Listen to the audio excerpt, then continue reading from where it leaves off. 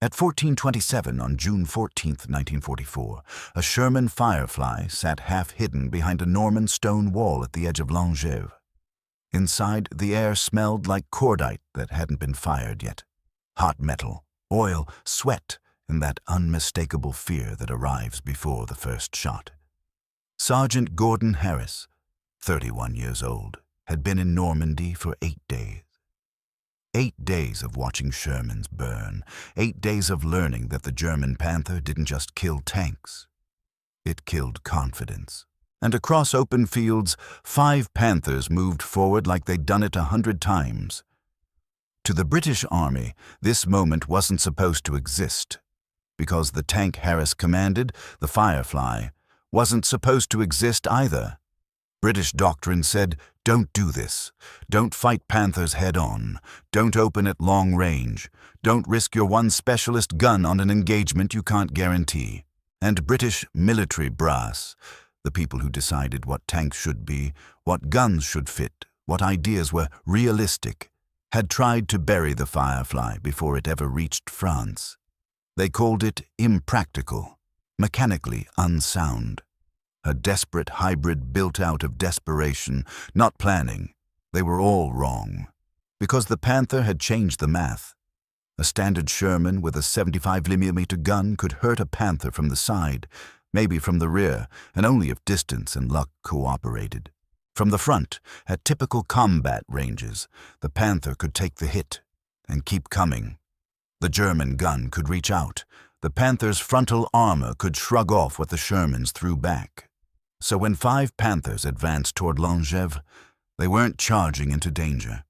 They were walking into what they believed was physics. But inside the Firefly sat a gun that didn't care about belief. The British 17-pounder, built to stop German armor in open country, had been jammed into an American Sherman turret like a crowbar forced into a door. It was never elegant. It was never comfortable. It was simply necessary. And the people who made it happen didn't do it by following the process. Go back to 1943. Britain wanted the perfect answer to the Panther and the Tiger. It wanted a proper British tank with a proper British gun, designed together from the start. Paper projects had names. Challenger, Cromwell, future designs that promised to fix everything. But paper doesn't stop Panthers. Steel does. A handful of officers at training grounds and workshops looked at the 17-pounder and looked at the Sherman and asked one forbidden question. What if we just put the gun in there? People in London said no. Too large, turret too small, ammunition too bulky, recoil too violent. They said the Americans built the Sherman for their own needs. Don't ruin it with British stubbornness. And then, quietly, someone did it anyway. Major George Brighty, at an armored fighting school, treated the rejection like a suggestion. He welded a 17-pounder into a Sherman turret with the kind of ugly creativity only war produces. Early versions were brutal. The recoil felt like the tank got punched by God. The turret became a cramped machine shop. Crew positions shifted. Radios got moved into welded boxes. Storage became a puzzle of inches. It wasn't pretty. It barely worked, but barely was still better than never. Then came the real turning point. Officers who had watched good men die because their guns were simply outclassed. They didn't want elegance. They wanted the one thing the Panther respected: penetration. By late 1943, the Firefly concept stopped being an illegal experiment and became a grudging approval. Not because it was loved. Because Normandy was coming, and Britain didn't have time to wait for perfect. By the time British armored regiments landed in France, there still weren't enough Fireflies to go around.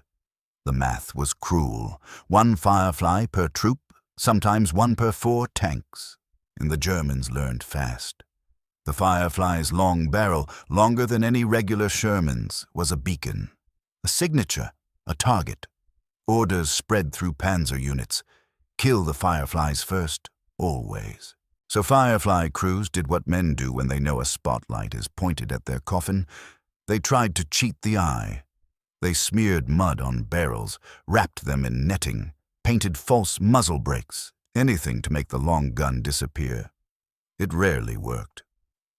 Gordon Harris hadn't planned to command a Firefly that week. He'd been a gunner until days earlier. Then his commander died, too quickly for hero speeches, too quickly for the war movies. A Panther round struck near the turret. Metal and shock filled the compartment. And suddenly, Harris was in the commander's seat with the kind of promotion nobody wants. His gunner was Trooper Alec McKillop, 24, Scottish, steady hands, quiet voice. McKillop had fired in anger only a handful of times. Not enough to make him experienced, enough to make him understand fear. And now 5 Panthers were coming. If you've ever wondered what tank combat really is, forget the idea of speed and glory. It's geometry, it's angles, it's distance. It's the slow, crushing knowledge that a few inches of steel determine whether you see tomorrow.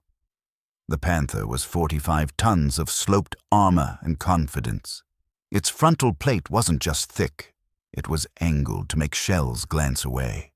Its gun was accurate, fast and lethal at ranges that made Sherman crews feel like prey. The Firefly, by comparison, was a Sherman, 33 tons, armor that could be penetrated by almost anything German at the wrong angle. But inside, it lived the 17-pounder. That gun was the entire reason this fight could happen. A 17-pounder round left the barrel at nearly 3,000 feet per second. The shell didn't crawl through the air. It arrived like a judgment, at the right range, with the right aim point. It could punch through what the Panther thought was safe. But nothing about it was easy. The muzzle blast was so bright you could lose your night vision in daylight. The recoil was so violent that crewmen learned to blink on purpose at the moment of firing. The barrel kicked, the tank rocked, and your hiding place stopped being a hiding place. 1 shot revealed you. 2 shots painted a target on you. 3 shots invited return fire. Harris knew that. McKillop knew that. And still, they waited. The Panthers advanced in a line that looked rehearsed, spaced out, disciplined, scanning. They weren't charging. They were hunting. A Panther commander stood half out of his cupola, binoculars up, as if daring the British to try.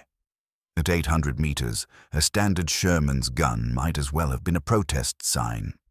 At 800 meters, the Firefly could do something the Germans didn't want to believe. Harris checked distance. The fields were open enough to measure with the eye if you'd trained for it. He'd drilled gunners before the war. He'd watched shells fall short because someone rushed. He'd watched misses become deaths. He leaned down close to McKillop's ear and said the only words that matter in a Firefly. Make it count. McKillop's breathing slowed. His sight picture settled. The lead Panther drifted into the center of the reticle like a ship entering harbor. At 14:30, McKillop fired. The 17-pounder erupted with a flash so sharp it turned green hedgerow into a silhouette. Recoil slammed the Firefly backward inches.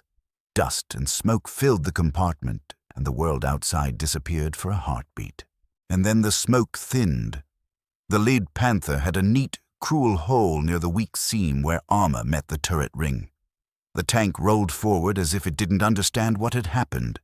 Then it stopped. No dramatic fireball, no Hollywood explosion, just death sealed inside steel. 1 Panther down, 4 to go. The Panthers reacted instantly, like professionals. 1 veered left, 2 angled right.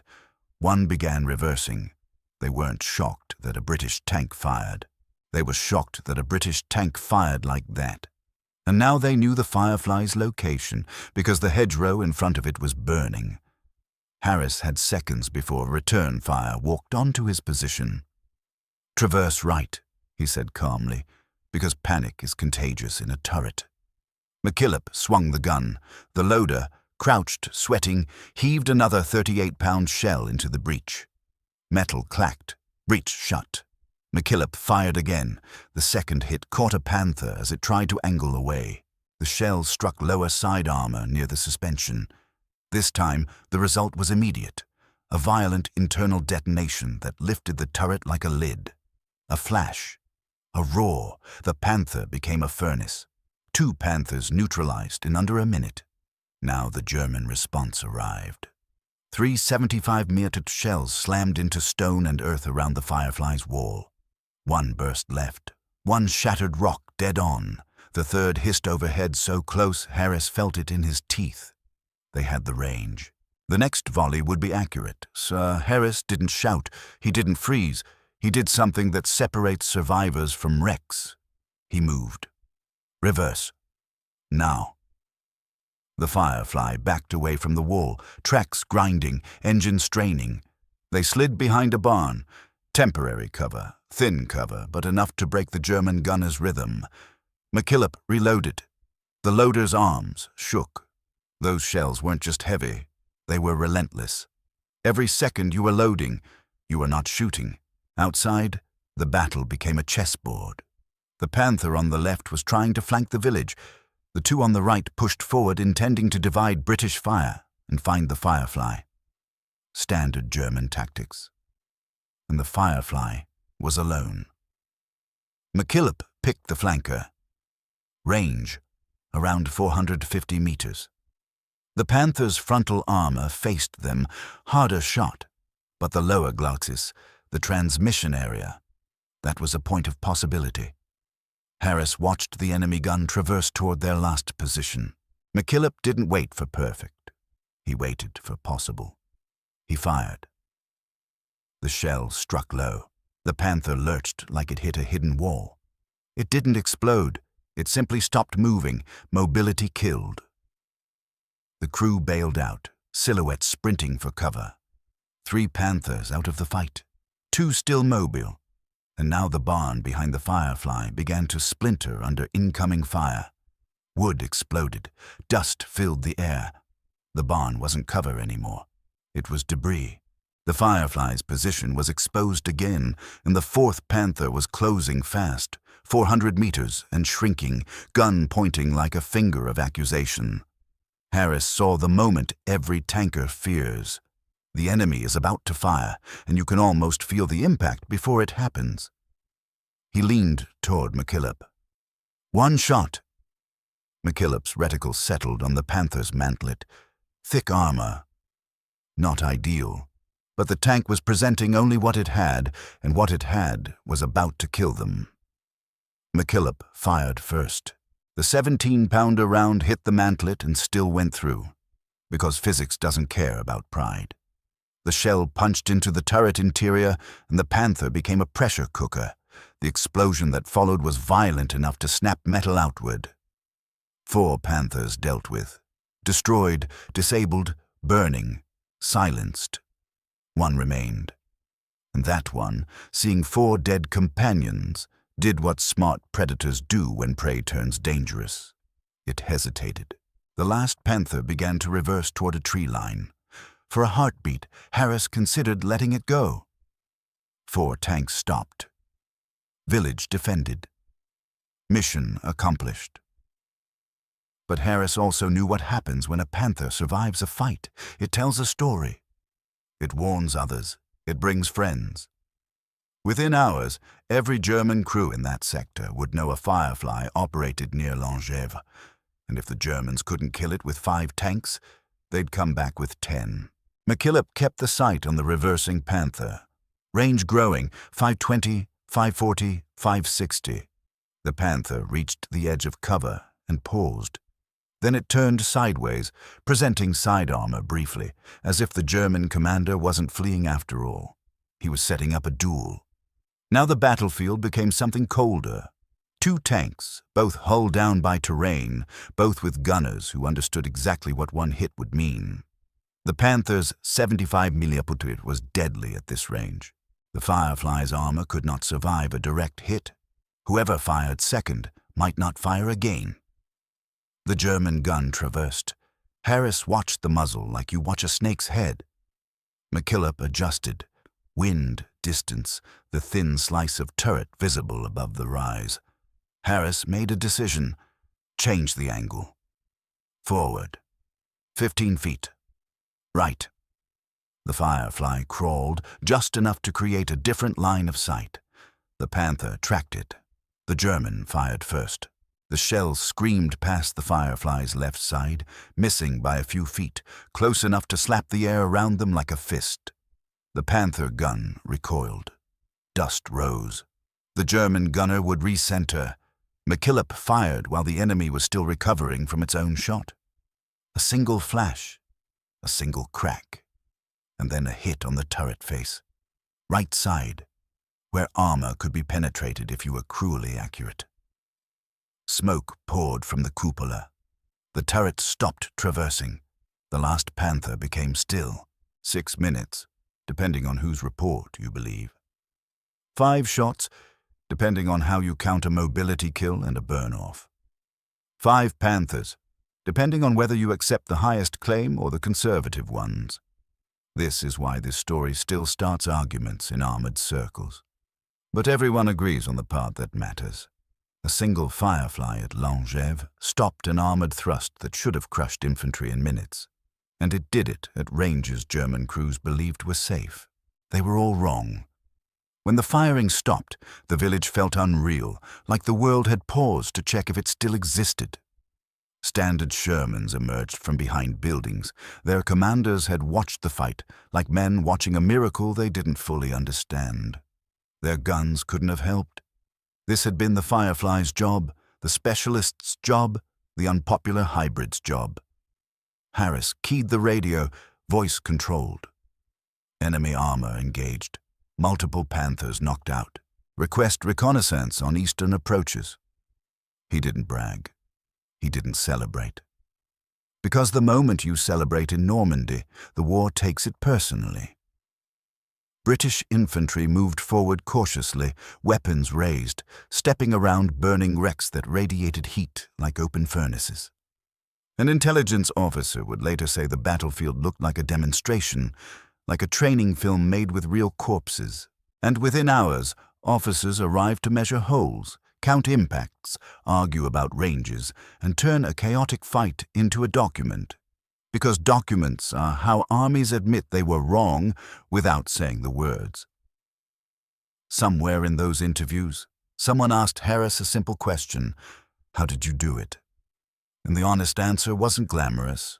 They used terrain, they used patience, they used a gun that the bureaucracy didn't want, delivered too late and in too few numbers, but still capable of changing outcomes when used correctly.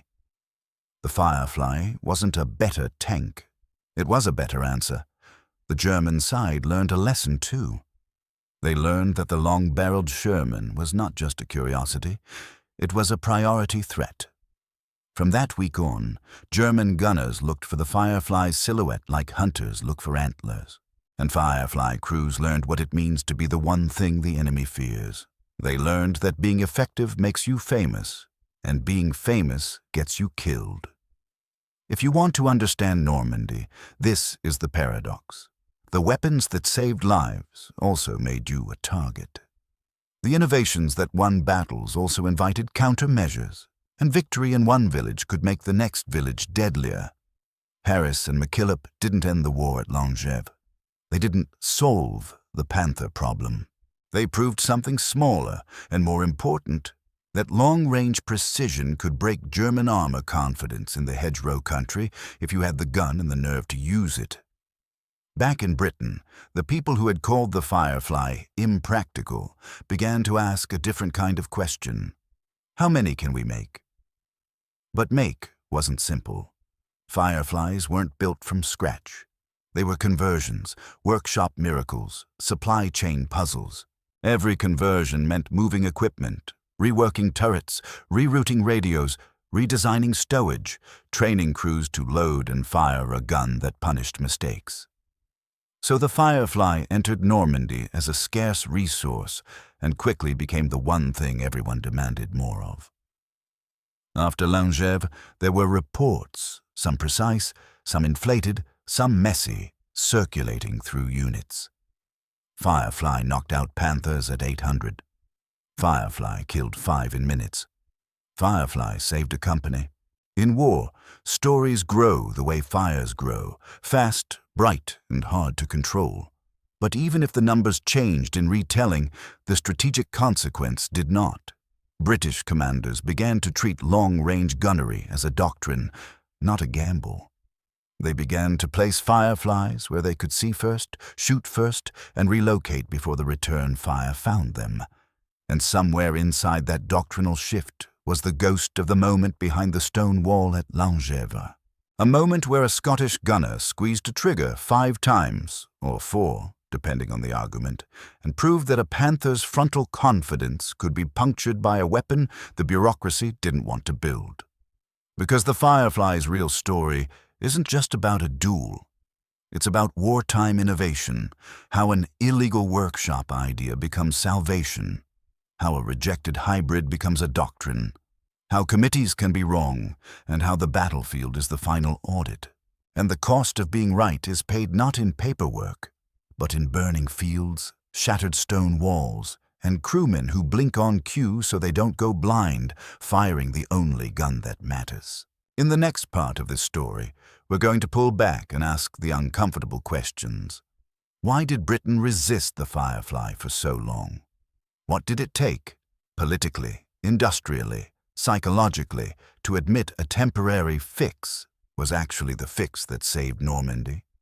And what happened to Harris and McKillop after they became the men attached to a legend that even today refuses to sit still in the records? Because the truth about Lingèvres is this: the argument never ended. It just changed uniforms, and that makes it the perfect World War II story, not because it's clean, but because it's real enough to fight about. When the smoke settled at Lingèvres, the battlefield didn't feel like victory. It felt like a question mark. 5 Panthers, 4 confirmed burning, 1 disabled, maybe 1 finished later depending on who you believe, sat scattered across Norman fields like iron punctuation. And within hours, the war's other army arrived. Not the infantry, not the engineers, the clipboard army, men with notebooks, tape measures, cameras, and quiet voices. They crouched beside impact holes, traced ragged penetration edges with gloved fingers, and argued over angles the way priests argue over scripture. Because if one Firefly had just done what committees said couldn't be done, then someone in London had been wrong in a way that could not be hidden. Here's the part most people miss about wartime bureaucracy. It doesn't hate results. It hates unplanned results. The Firefly was unplanned. It was a hybrid, a compromise, a weapon that existed because the original plan, build perfect British tanks with perfect British guns, couldn't arrive in time to save Normandy. So the first thing those investigators did wasn't celebrate. They tried to control the narrative.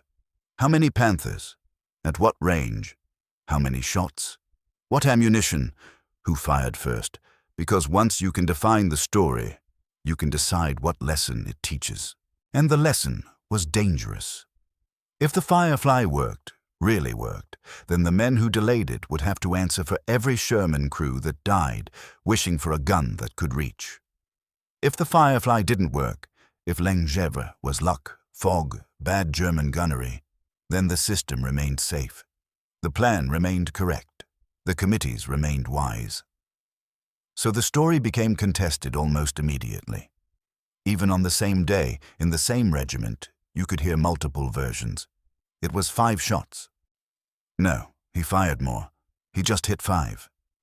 It wasn't 800 meters, it was closer. It was 800 yards. It was 6 minutes. It felt like 6 minutes. It could have been 2. That's how legends begin. Not as lies, but as a desperate need to simplify chaos into something you can teach. But whether it was 5 shots or 7, whether it was 6 minutes or 2, the truth that mattered was simpler. The Firefly changed the psychology of tank warfare in Normandy.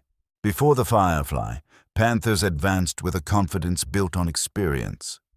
After the Firefly, Panthers advanced with caution because something out there could punch them in the face from distances they used to call safe. And that single psychological shift was worth more than any memo. To understand why the Firefly nearly didn't exist, you have to understand how Britain thought about tanks in 1942 and 1943. Britain didn't want American solutions. Britain wanted British solutions. It wanted its own designs. Challenger, Cromwell, and the next generation that would restore pride after the early war disasters. It wanted tanks that looked right on paper. Fast, low silhouette, good armor, good guns, British engineering. And it wanted those tanks to arrive as complete systems, not as ugly workshop hacks. The Firefly was an ugly workshop hack. It was the kind of weapon that embarrasses planners because it proves that a private with a welder and a problem can sometimes beat a committee with 10 meetings and a diagram.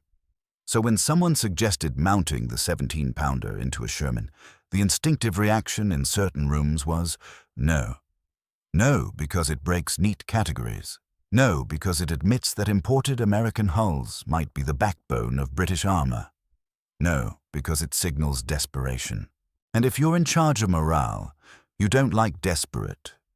But desperation doesn't care what you like. Meanwhile, in the real world, the world where Panthers were killing Shermans, there were men who saw the Firefly as not just useful, but inevitable. They talked in blunt numbers. How far can the 17-pounder penetrate? How far can the Panther kill us? How many tanks do we have that can answer? And when those answers didn't match the official schedule, they started building answers anyway. In workshops and training grounds, the Firefly became a kind of contraband innovation, not because it was secret, but because it was politically inconvenient. Turrets had to be modified, space had to be created, ammunition had to be stowed, radios had to move, crew routines had to change. The entire interior became a tighter, sharper place to live. One wrong movement, one careless arm, and you'd bruise yourself on steel. Firefly crews learned the gun before they learned comfort. And that matters, because comfort in a tank is a luxury, until it's the difference between loading fast and loading slow. The 17-pounder round was heavier, bulkier, and far less forgiving than the standard Sherman's ammunition. A loader didn't just load. A loader wrestled. He took a 38-pound shell, more or less depending on the type and who you ask, dragged it out of stowage, maneuvered it into the breach, and slammed it home while the tank rocked, while dust filled the air, while the commander shouted ranges, while the driver tried not to expose the hull. That physical strain mattered, because a gun that can kill Panthers is only as good as the rate at which you can keep feeding it. And then there was the muzzle flash. Firefly crews hated the muzzle flash the way a thief hates a spotlight. Every shot screamed, "Here I am." Hedgerows caught fire. Grass burned. Dust boiled. German gunners could follow the flash like a lighthouse. So Firefly Doctrine evolved into a brutal rhythm. Shoot, move, shoot, move. If you stayed still, you died. And this is where Gordon Harris became more than a lucky tank commander. He became a template, because whether or not the record is perfect, his behavior at Lingèvres was exactly what the Firefly demanded. Patience before the first shot, precision during the first shot, relocation after the first shot. Not every crew could do that. Some crews fired as soon as they saw a Panther, because panic makes you eager. Some crews kept firing from the same position because fear makes you stubborn. Some crews chased kills because adrenaline makes you greedy. And in Normandy, greed got you killed. The Germans learned this quickly too. If there was one consistent German lesson in June 1944, it was this: a Firefly is not a tank. A Firefly is a problem. So they treated it like a problem. German counter-tactics hardened fast. They started scanning for the long barrel first. They started using one tank to bait the Firefly into firing, while another waited to hit the muzzle flash. They started coordinating. Suppress the Firefly with high explosive impacts near it, shake the crew, spoil the aim, while another Panther or an anti-tank gun took the killing shot. They also leaned into combined arms, infantry spotters, Panzerfaust teams, mortar smoke, and anti-tank guns positioned to punish Fireflies that tried to reposition. If a Firefly moved, they wanted it moving into a trap. If a Firefly stayed, they wanted it ranged and erased. That's the dark irony of the Firefly. It forced the Germans to respect British armor, and it forced the Germans to become better hunters. So while British units demanded more Fireflies, they also watched Fireflies die. Fireflies were effective. Fireflies were vulnerable. Fireflies were rare, which means every time one burned, it felt like losing a lifeboat. Now, zoom out from Lingèvres for a moment. Normandy wasn't a tank duel arena. It was a maze. Hedgerows turned fields into corridors. Small rises hid gun positions. Villages became choke points. A Panther could be unbeatable at 1,000 meters, and ambushed at 50. So the Firefly's advantage, long-range penetration, was not always easy to use. You needed sight lines. You needed patience.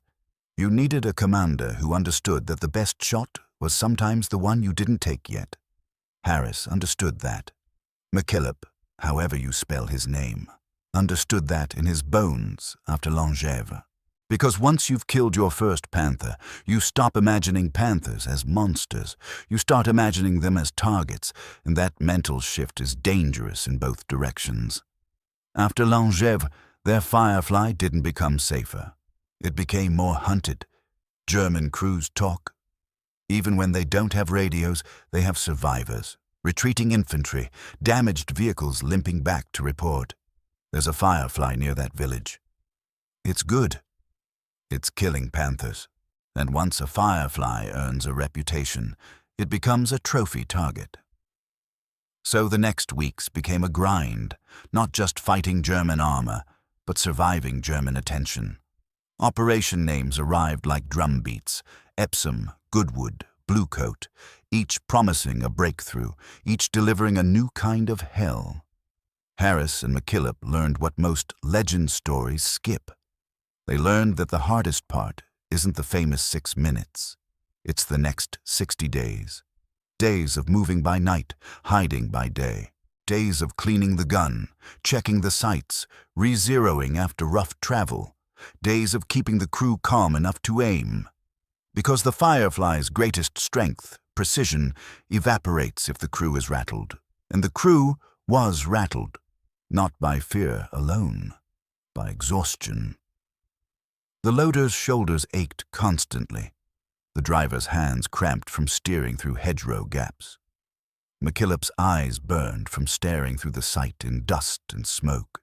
Harris's throat stayed dry because he spoke more than he shouted. Quiet corrections, calm ranges, steadying the compartment. In a tank, your voice is a weapon. If your voice breaks, the crew breaks. There's a moment that repeats in Firefly after-action reports. A crew sees a Panther. They line up, they fire, they hit, they celebrate, and then the return fire arrives where they used to be, as if the Germans were shooting at their ghost. That's what happened at Lingèvres too. The moment the Firefly fired, stone exploded around it. So Harris drilled a rule into his crew: never fire twice from the same place unless you have no choice. Never linger to admire the result. Never assume the first hit ends the fight. Because German crews were professionals, and professionals adjust. There's another hard truth. The Firefly's gun could kill Panthers at range, but in close quarters, villages, lanes, sudden corners, the Firefly could be caught in a situation where its long barrel became a liability. Turn too tight and the barrel hits a wall, a tree, a gatepost. Get caught by infantry at close range, and the missing hull gunner position, removed to make room for ammunition, meant fewer options. So the Firefly was a specialist that needed protection. It needed standard Shermans to screen it. It needed infantry to clear close threats.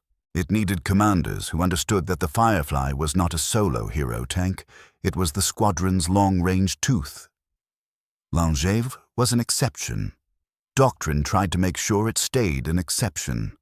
The Germans, meanwhile, developed a language for hunting Fireflies.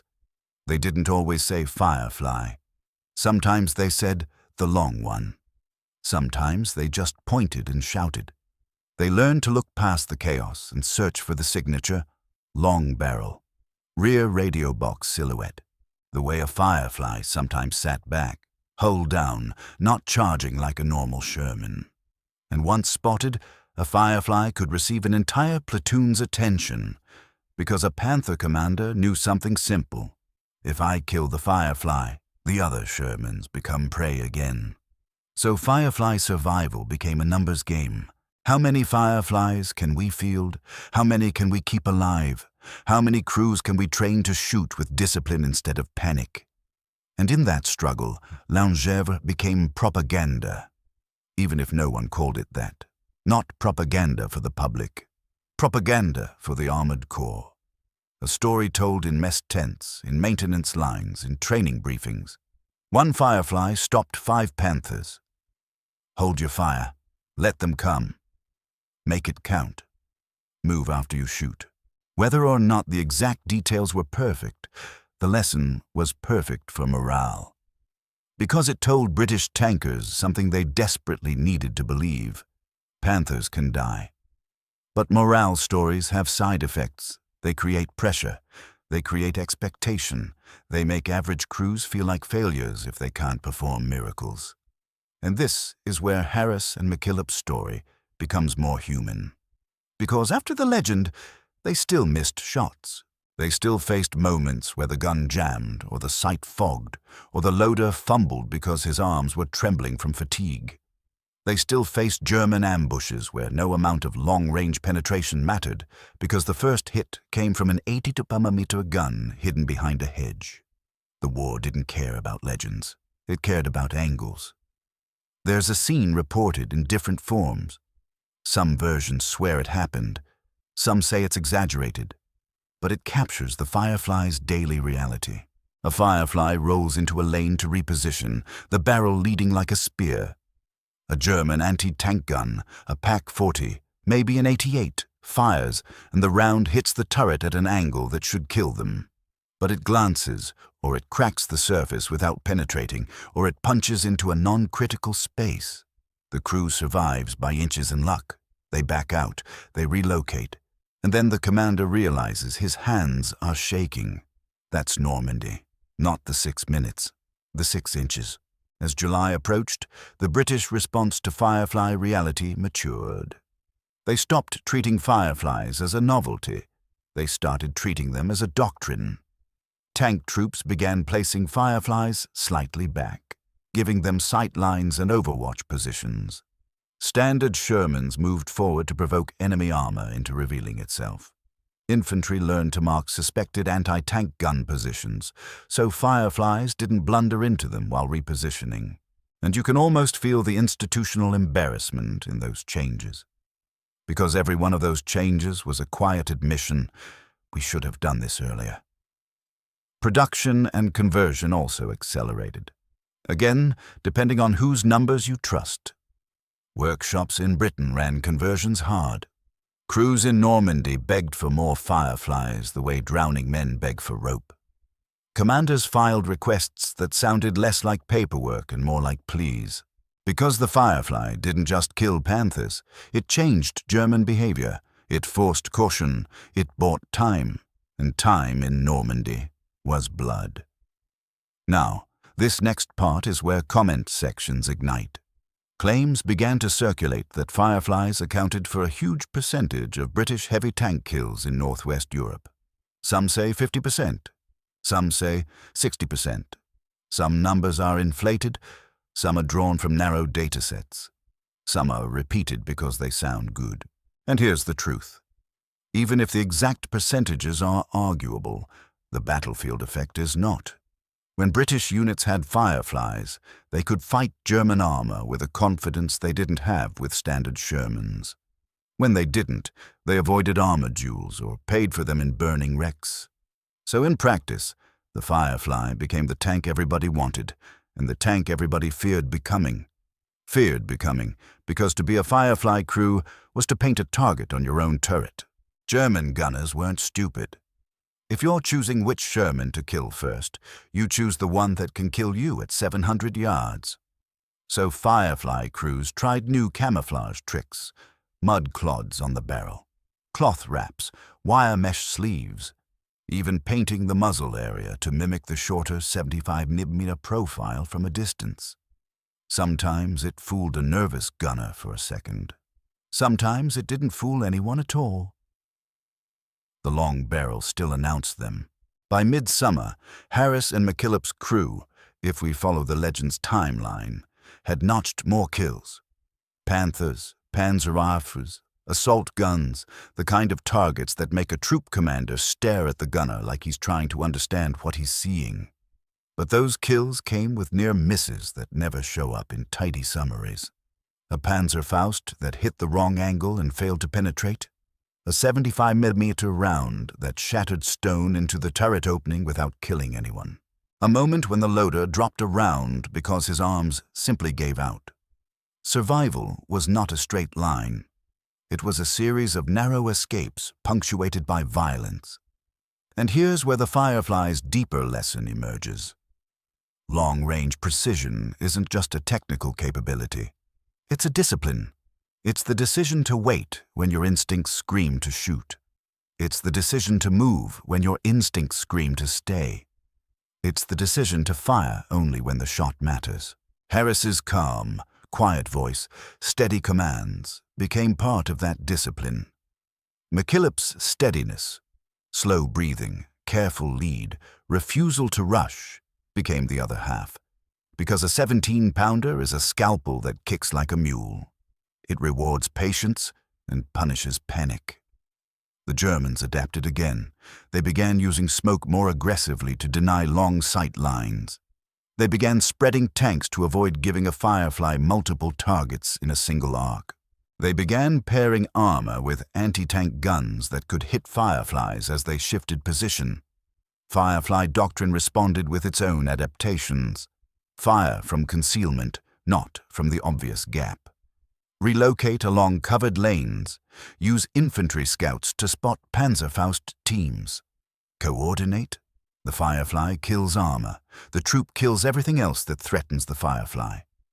This was modern combined arms being learned the hard way, field by field. And across all of this, the legend of Lingèvres continued to spread. It didn't spread as a footnote. It spread as a warning. To British crews, it was a promise. You can win. To German crews, it was a threat. You can die. That's why the story survives. Not because it's clean, but because it changed how both sides behaved afterward. Now, at this point in the video, I want to pause, because this is where you, watching right now, get to decide what you believe. Do you believe the neat version? 5 shots? 5 Panthers? 6 minutes? Perfect shooting? Or do you believe the messy version? Multiple shots. Multiple crews contributing. Ranges disputed. The count uncertain, but the outcome still real. Either way, the conclusion doesn't change. A Firefly at Lingèvres humiliated the idea that Panthers were untouchable at range. And that is exactly why the story is still worth telling.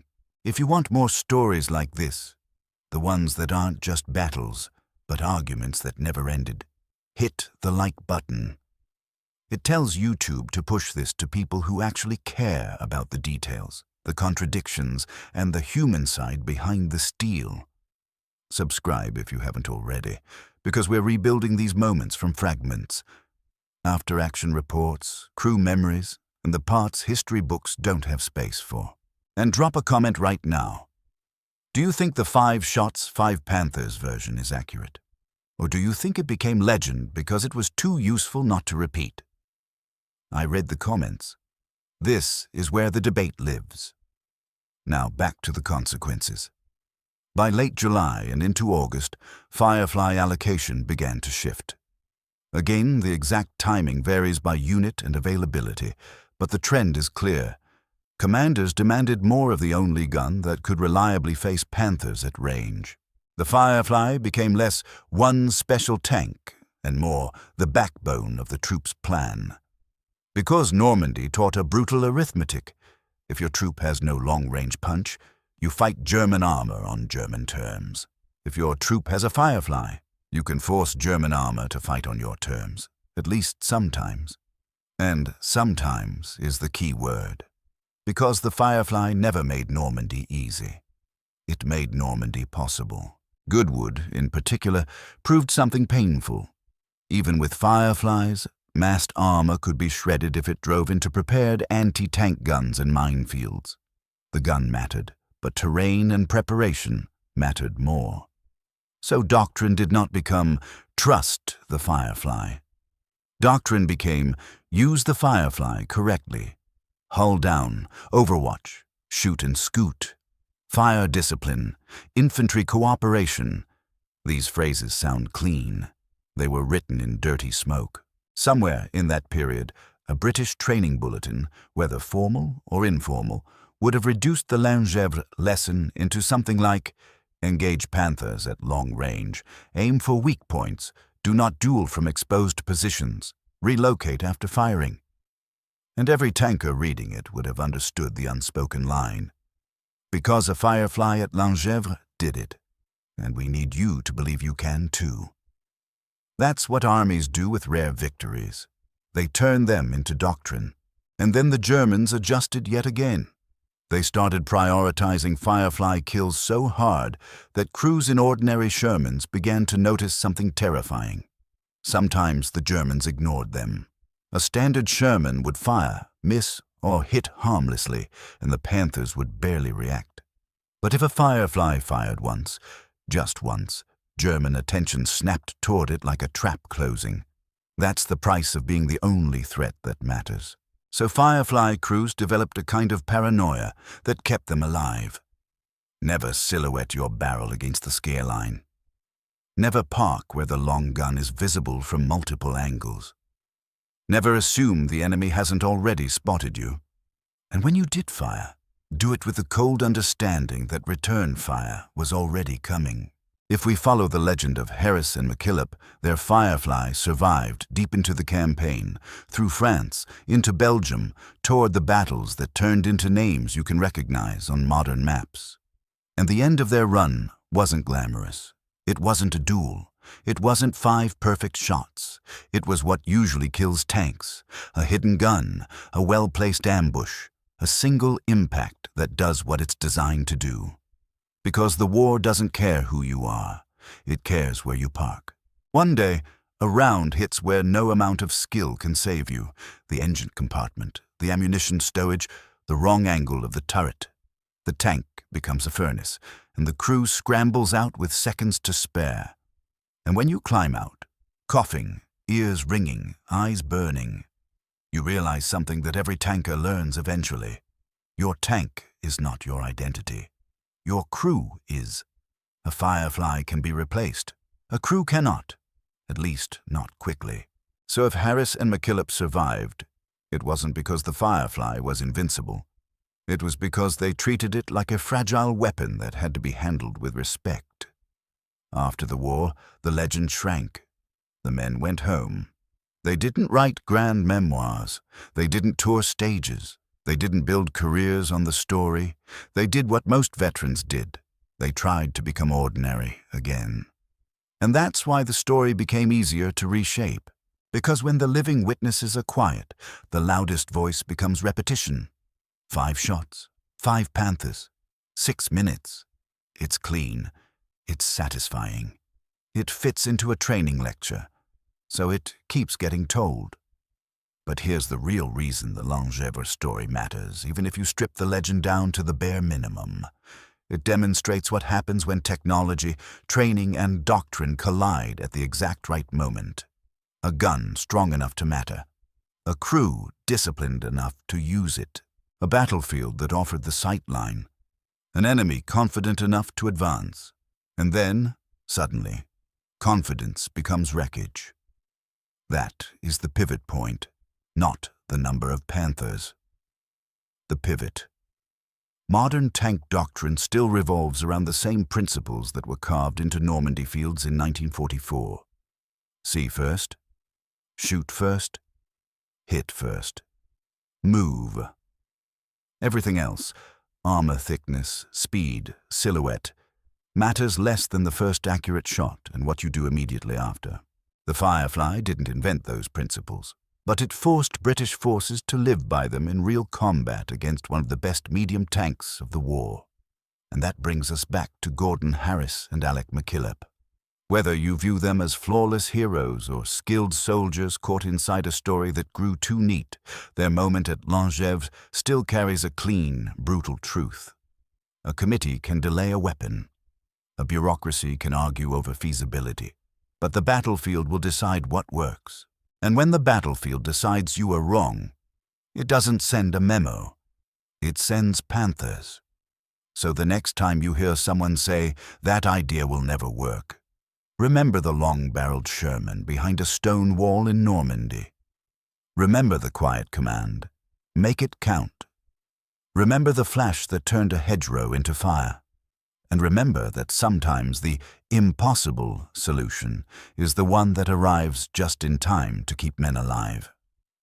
Because at Lingèvres, the Firefly didn't just kill tanks, it killed certainty. And in war, that's the first step toward winning.